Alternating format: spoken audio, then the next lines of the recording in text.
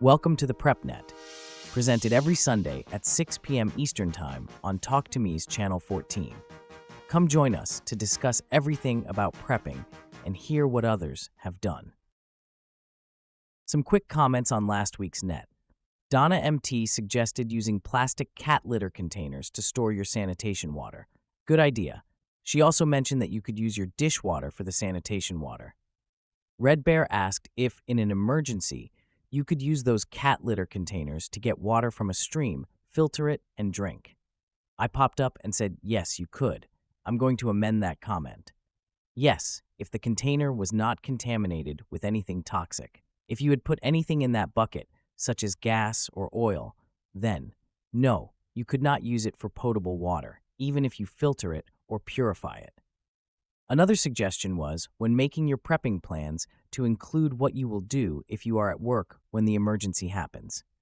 Another great point, there will be extra things that you will need to do before you can bug out or in. Another great one from Donna MT was to prepare for the apocalypse. This should cover most situations you might prepare for. And as stated last week, you can easily modify this big plan down, on the fly, to fit your present situation. This can save you hundreds of hours of planning over planning many individual situations. Now on to tonight's topic. Assumptions. What are assumptions? During your planning, you will make decisions based on some assumptions, which are things that might not be there when you need them. Here's an example. Someone suggests that you learn to read a paper roadmap, and your reply is, I have my cell phone. I can use it to drive to where I need to go. You are assuming that your cell phone will be able to connect to the internet to download the maps.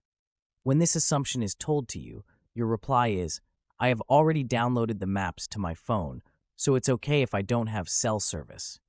You are now assuming that your phone's GPS or the GPS satellites are working.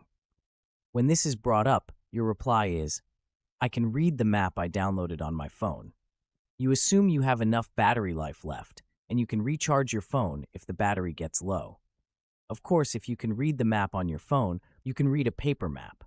A suggestion here, not only learn to read a road map, but also learn how to use a topographic map, and practice using both. You will not always need to navigate a road, so knowing how to read and navigate with a topo map may save your life. So, when thinking about what you're going to do, always think of everything that might not work.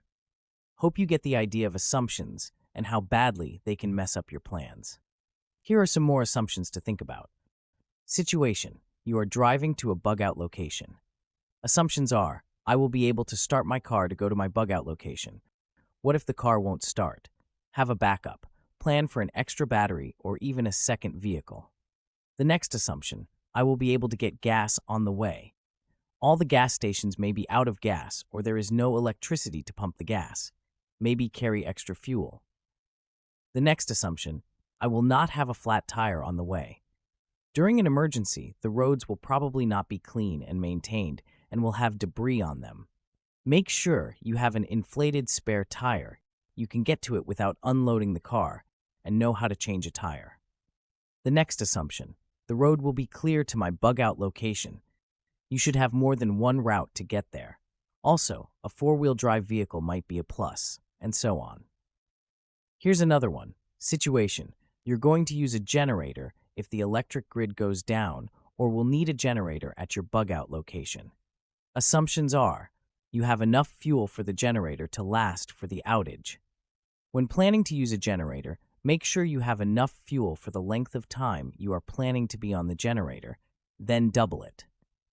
The next assumption, you will be able to get more fuel if you run out. Again, store more fuel than you think you will need.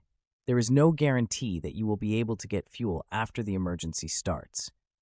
Think about what can go wrong and try to prepare for it. You can't prepare for everything, but try. And one more. The situation.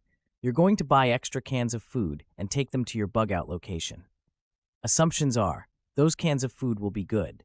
For canned goods, you need to rotate them so the food you take with you will still be good. Note, canned goods will last much longer than the date printed on them. Do not discard them if they are past the date on them.